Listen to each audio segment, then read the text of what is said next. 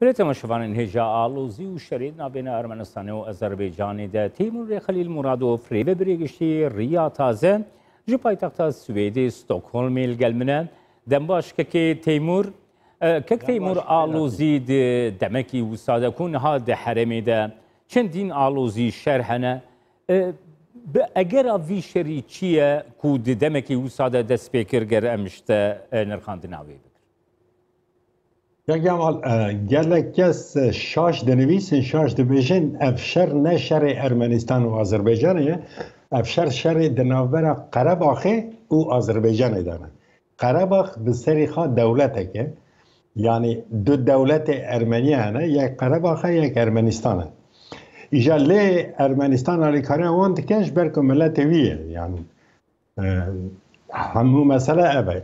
İja lê di vî şerî de yani du aliyên dinê jî ketine nav vî şerî, dixwazin yani jî bikevne nav vî şerî. Yek dihêla Tirkiye ku dixwaze alîkariya Azerbaycanê bike û yek jî Rûsya ku mecbûr e alîkariya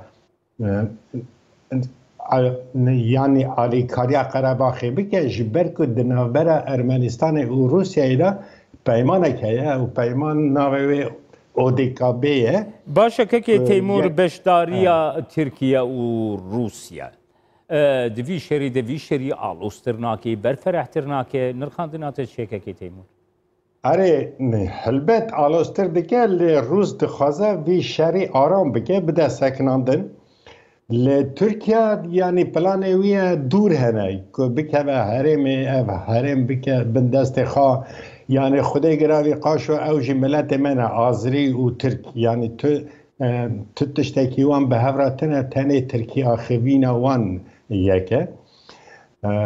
Lê Rûsya niha hewl dide ku vî şerî wisa bike ku aram bibe lê heger lazim bibe wê pişta Ermeniya bigire.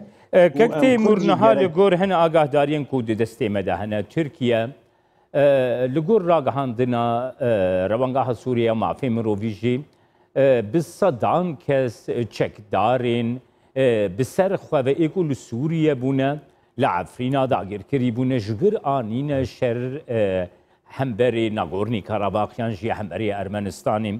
Ev yek çawa tê nirxandin kekê Teymur? Ama tên nirxandin ev ne salek tenê berî sed salî jî wana qere Ermeniya anî û heta îro jî ew şerê wan berdewam e. Yani ne îro Tirkiye xwastiye. Tirkiye naxwaze ku ew herêm dibin destê hinek kesên din da be. Dixwaze berfireke yani hukmê xwe hem li herêmê hem li Tirkiye hem li Sûriye hem jî niha jî hatiye li Qerebaxê û Azerbaycanê wan de re dixwaze yani bin hukmê wî da be. Kek Teymur dixwazim wê yekê bizanibim bi rastî Tirkiye dibêje ku Ermenistan welatê ku herî zêde kêşeyan aloziyan derdixê di herêmê de ye. Bi rastî Ermenistan kêşe û aloziya derdixê kek Teymur? Na ev axa Ermeniya ve berê jî yani axa Qerebaxa çiya dibêjin jê re. Lê wextê Lênîn wextê wan sala kire nava axa Azerbaycanê wek otonomî yani wî çaxî jî tu ferq tune bû welatek bû em li welatekî diman Azerbaycan û Ermenistan di welatekî de bû yani me digot ferq nake yani lê paşê ku ew welatê me hilweşiya îdî Ermeniya got heyran ev axa me ku kirine nava axa Azerbaycanê em ê li xwe vegerînin û vegerandin û wê derê jî ji sedî 95 Ermenî ne yani heqê wan e ku axa wan ne bin destê Azeriya de be ji Azerbaycanê derkeve û derxistin eva gelek sal eva 20 salî zêdetir e bin destê Ermeniya de ne. Baş beşdariya Tirkiye di vî şerî de tê çiwatê yekek Teymur yani du welatên ku berê di nav welatekî de bûne di nav Yekîtiya Sovyetê de paşî bûne du welatên serbixwe aloziyek nav wan de heye yani beşdariya di şerekî de wê rewşê li herêmê jî xerabtir nake. Tu çawa de nirxîne kekê Teymur?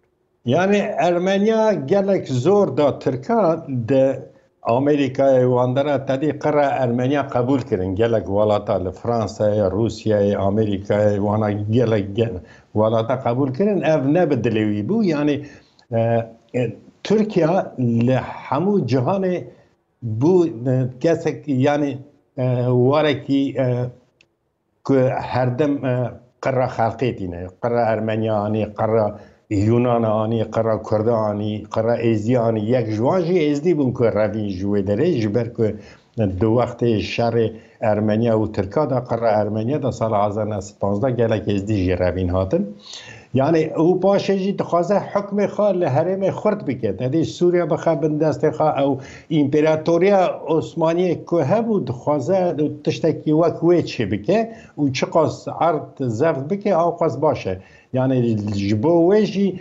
بنسیا اوی که آذری برای من خودی گراوی برای من خونینه لی تشتکی وان با آذریه و تونه او آذری جیوانا برای خواه نحسبینن بله گلک سپاس حکمی خواب کار بینن بله گلک سپاس تیمور خلیل مرادوفری و بری گشتی ریا تازه گوش پایتخت سویدی ستوکهلم تلگل